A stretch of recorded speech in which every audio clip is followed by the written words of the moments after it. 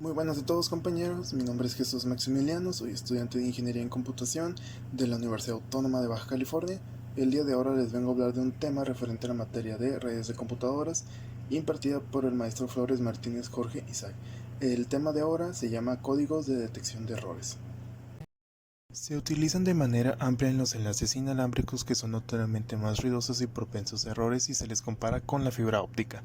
Sin los códigos de corrección de errores sería difícil hacer pasar cualquier cosa. El funcionamiento de estos consiste en poner información irrelevante a la hora de transmitir un mensaje o una secuencia, esto refiriéndonos a nuestra secuencia binaria. Como podemos ver en la imagen, enviamos una secuencia en binario y en la zona que marca como longitud de ráfaga de errores, vemos que de esos 5 bits, 3 resultaron alterados, por lo que nuestro mensaje ya no fue enviado con éxito, sino hay un error presente. Ahí es donde entran los códigos de detección de errores para verificar la validez de ese mensaje.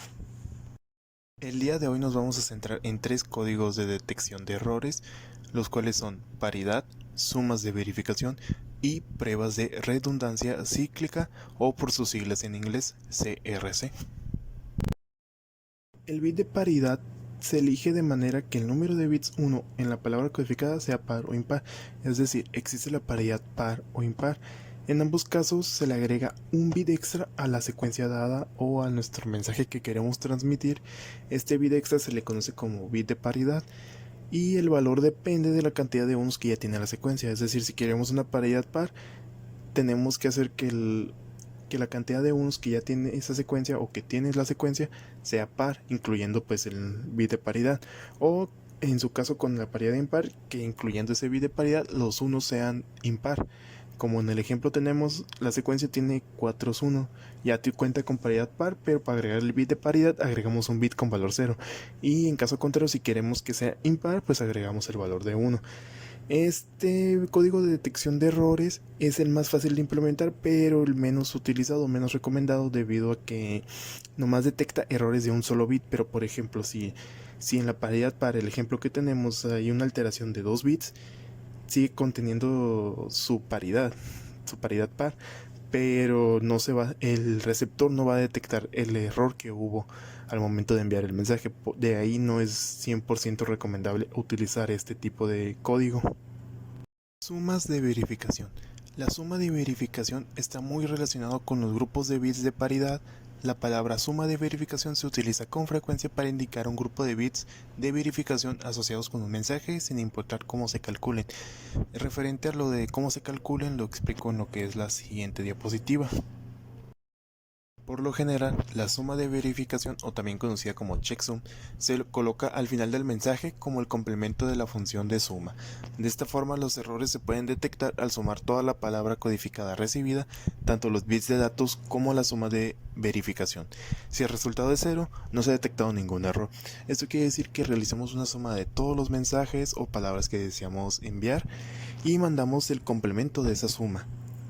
En el siguiente ejemplo voy a explicar cómo es que se obtiene este complemento utilizando las palabras que tenemos en la pantalla. Empezamos sumando dos palabras, en este caso tomamos la secuencia de la palabra 1 y la secuencia de la palabra 2. Realizamos una suma binaria y el resultado obtenido se lo sumamos a lo que es nuestra secuencia de la palabra 3. Y al final obtenemos un resultado que, ojo aquí, esta no es el resultado o el complemento que mandamos junto con los demás mensajes. Para ello es necesario sacar el complemento a 1 que explico en la siguiente diapositiva. Ok, y de nuestro resultado obtenido, ahora nos falta hacer el complemento a 1, que consiste en cambiar los bits de 1 a 0 y los bits que están en 0 a 1. Eso es lo que significa complemento a 1 en binario. De ahí obtenemos ahora sí nuestro que es la suma de verificación o el complemento que mandamos como mensaje al receptor.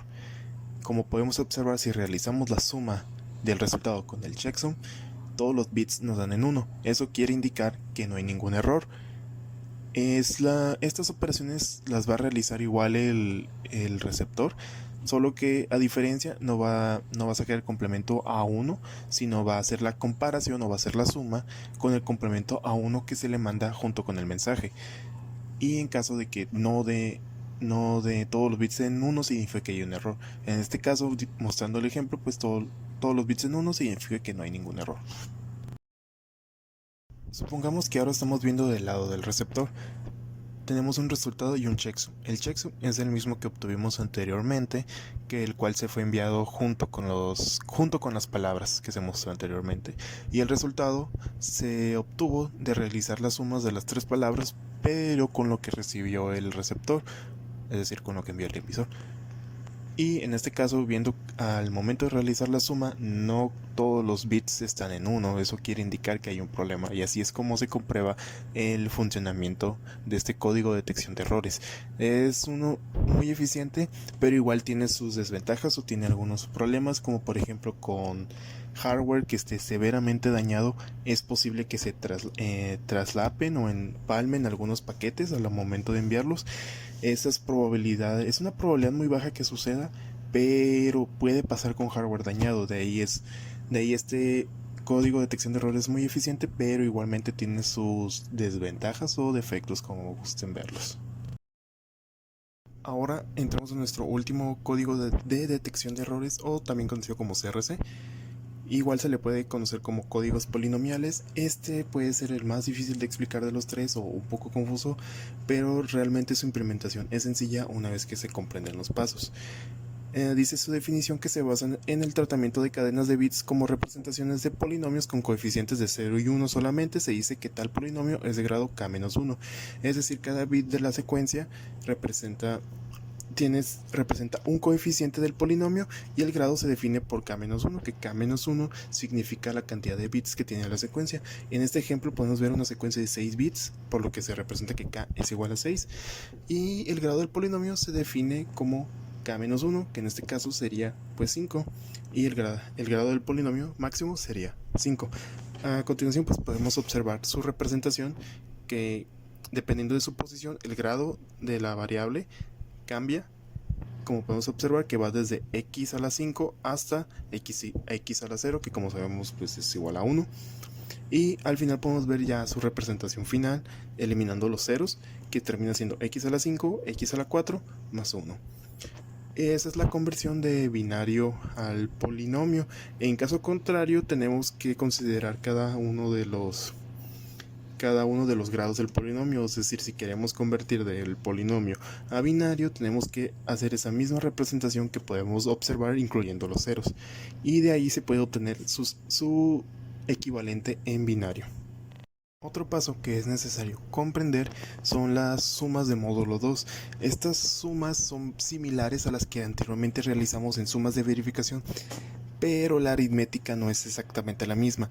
La gran diferencia en estas es que no hay bits de acarreo. Cada bit se trata de manera independiente. ¿Qué quiere decir? Que por ejemplo, si sumamos 1 más 1, en el caso de las sumas de verificación, hay un bit de acarreo que pasa al siguiente número. En este caso no. 1 más 1 en este caso nos daría 0. Si quieren ver el comportamiento de las sumatorias de módulo 2, es igual que una compuerta XOR, que quiere decir que los iguales nos dan 0 y los números diferentes nos dan 1. Por ejemplo, si tenemos 0 y 0, pues el valor es 0. Si tenemos 0 y 1 es 1, si tenemos 1 y 0 es 1, y si tenemos 1 y 1 nos da 0. Eso es lo que quiere decir las sumas de módulo 2. Antes de empezar, pues primeramente ocupamos nuestro mensaje, y que en este caso se le conoce como trama, y un polinomio generador. El polinomio generador ya está definido tanto en el emisor como en el receptor.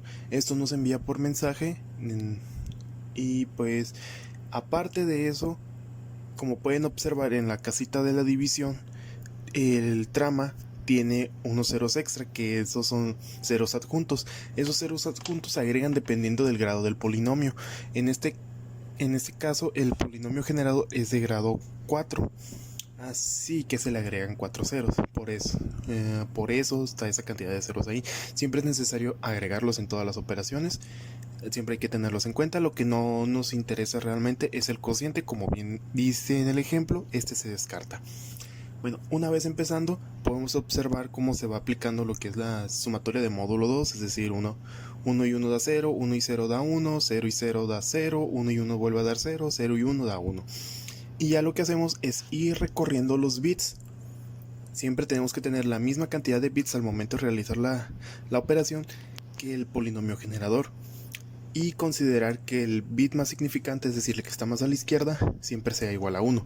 Al momento de que no sea igual a 1, lo que tenemos que hacer es ir recorriendo los bits e ir bajando los bits que están en la parte superior hasta que llegue un punto en que sea la misma cantidad de bits que el polinomio generador y el primer bit sea igual a 0. Como podemos ver, hay momentos en esta operación que está el polinomio generador abajo y en otras están todos los bits en cero, significa que no se puede hacer la operación. Y como podemos observar, al final nos queda un residuo. Ese residuo se le agrega, o bueno, se considera ahora en nuestro mensaje o trama. Como podemos observar, sigue teniendo 4 dígitos extra al final, pero esta vez consideramos tanto los del grado del polinomio como los del residuo, que como ahí dice, trama con 4 ceros todos juntos menos el residuo. Es como una especie de combinación de los dos. El mensaje que vamos a transmitir al receptor es esta trama transmitida considerando el residuo.